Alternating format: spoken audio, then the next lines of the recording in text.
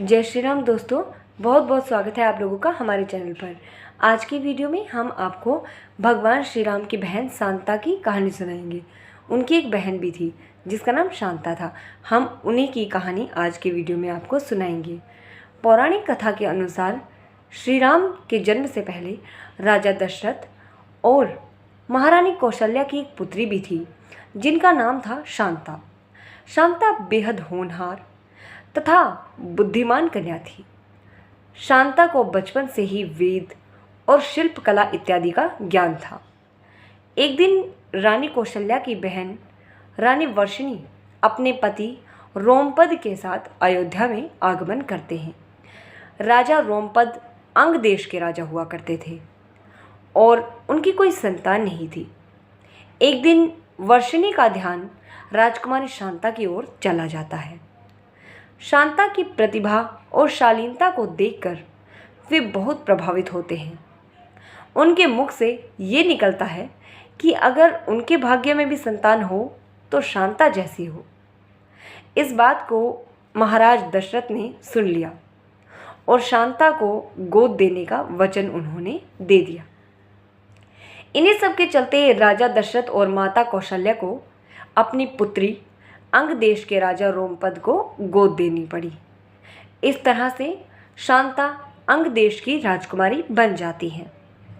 एक दिन राजा रोमपद शांता के साथ बातचीत कर रहे थे। तभी उनके द्वार पर एक ब्राह्मण अपनी याचना लेकर आते हैं, लेकिन रोमपद अपनी बातचीत में इतने व्यस्त थे कि उस ब्राह्मण की प्रार्थना को वो सुन ही नहीं पाते हैं और वह ब्राह्मण खाली हाथ ही वापस चला जाता है। इस घटना को देखकर देवराज इंद्र को अच्छा नहीं लगता है, क्योंकि वह जो ब्राह्मण था वो देवराज इंद्र का बहुत ही बड़ा भक्त था। क्रोध में आकर देवराज इंद्र ने वरुण देवता को अंग देश में बारिश करने का आदेश दे दिया। बारिश न होने से अंग देश में सूखा पड़ जाता है और वहाँ पर अकाल पड़ गया और लोग परेशान होने लगे। तब इस समस्या से बचने के लिए रोमपद ऋषि श्रृंगी के पास जाते हैं। ऋषि श्रृंगी रोमपद को यज्ञ करने के लिए एक सलाह देते हैं। राजा रोमपद यज्ञ करवाते हैं, तब जाकर कहीं वर्षा होती है और सूखे की समस्या भी समाप्त हो जाती है। ऋषि श्रृंगी से प्रसन्न होकर राजा रोमपद ने अपनी पुत्री शांता का विवाह ऋषि श्रृंगी के साथ कर दिया। शांता के बाद राजा दशरथ की कोई संतान ही नहीं हुई। वे अपने वंश के लिए काफ़ी चिंतित थे। तब वे ऋषि श्रृंगी के पास जाते हैं और उन्हें पुत्र कामेष्टि यज्ञ करने का आग्रह करते हैं। उसके बाद सुमित्रा के दो पुत्र लक्ष्मण और शत्रुघ्न और रानी कौशल्या और दशरथ के ज्येष्ठ पुत्र भगवान श्री राम होते हैं और रानी कैकेयी को भरत होते हैं।